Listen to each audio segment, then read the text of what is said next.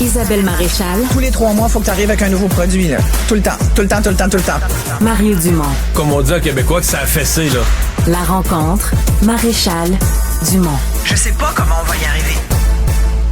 Bonjour Isabelle. Bonjour Mario. Tu nous parles de 2 procès ce matin. Le premier, c'est un procès qui se passe ici. C'est un homme qui avait tué sa conjointe, ses 2 enfants, qui est accusé de les avoir tués, qui se présente maintenant en cour comme étant une femme. Oui, qui se défend seule. Et là, hier, qui a lancé une thèse... farfelue. J'allais dire étonnante, oui, farfelue. Moi, je m'avance, je dis c'est farfelu.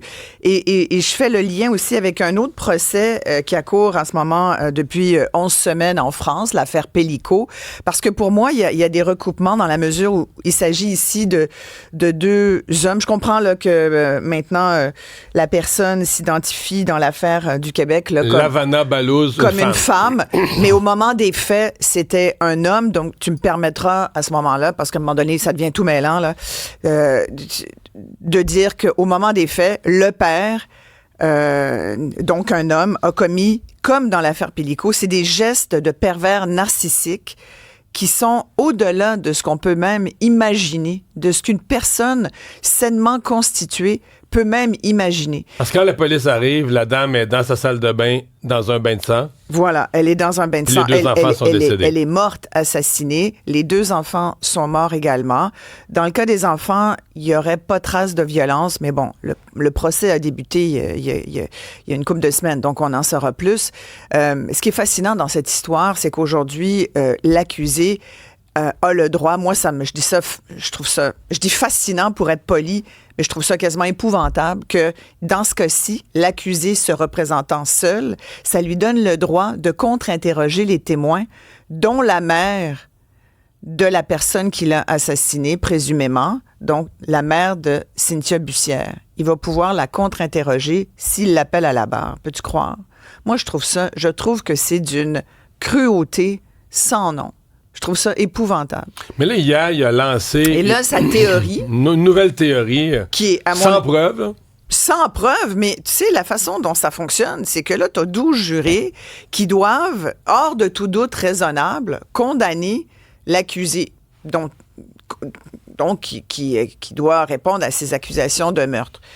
S'il y a une personne parmi ces 12 qui a ne serait-ce qu'un petit affaire de doute, ça vient de finir, tu comprends? Il va être libéré. Moi, je trouve qu'à un moment... Alors, sa théorie, il a dit, si je soumets à la cour, parce qu'il a quand même appris des mots de cour, si je soumets à la cour, par exemple, est-ce que c'est possible que... Puis, il interviewait une biologiste, là, une experte. Donc, il demande à l'experte, est-ce que c'est possible, d'après vous, que ce soit plutôt Cynthia Bussière qui ait assassiné ses propres enfants avant de s'enlever...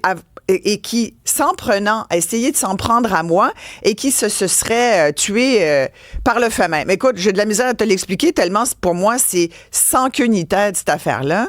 Et il y a des... Bon, selon les traces de sang sur les murs, il y en aurait même au plafond. Êtes-vous en mesure de dire que ce n'est pas plausible?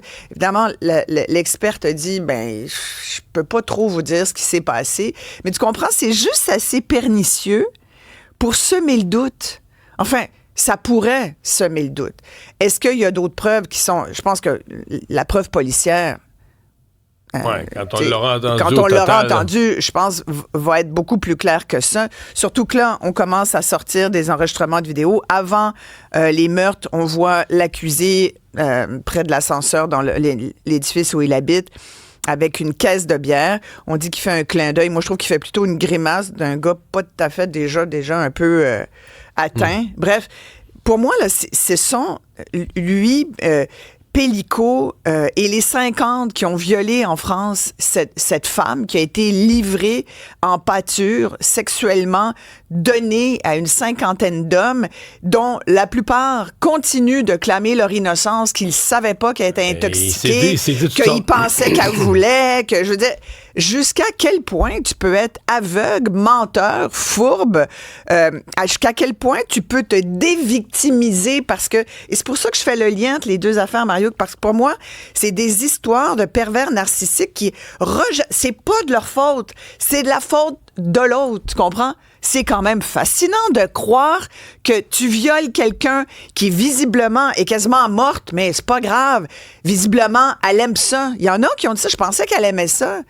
Comment elle peut aimer ça? Elle a comme zéro réaction. Non, mais aussi, il y en a qui pensaient qu'elle était consentante. Quand elle a été droguée, elle était consentante, pour être droguée et la suite. Ben oui, tout le monde sait que c'est l'ultime désir de toute femme de juste être pas là quand on se fait... on a des rapports sexuels. Faut-tu être assez déconné? Il y en a un autre qui a dit, mais c'est Dominique Pélicaud qui m'a manipulé. Puis, oui. Ça enlève pas... Dominique Pélicaud est le premier responsable de tout ça. Mais les gens là, qui sont venus la violer à l'invitation de Pélicaud, de dire que lui, c'est un manipulateur, il m'a embarqué là-dedans, voyons. T'as couché avec une femme inconsciente, là, tu sais pas ce que tu faisais. Écoute, après ça, on va s'étonner que les jeunes femmes d'aujourd'hui, quand on leur pose la question, t'es dans le bois, entre un ours puis un homme, lequel tu préfères avoir en face de toi? Et il y a un nombre quand même surprenant de jeunes femmes qui disent je vais prendre l'ours, je vais prendre ma chance avec l'ours, parce que le gars, je le trosse pas. C'est quand même assez pathétique d'en arriver là. Inquiétant. Merci Isabelle. Merci. Bonne émission. Merci. 9h, on t'écoute.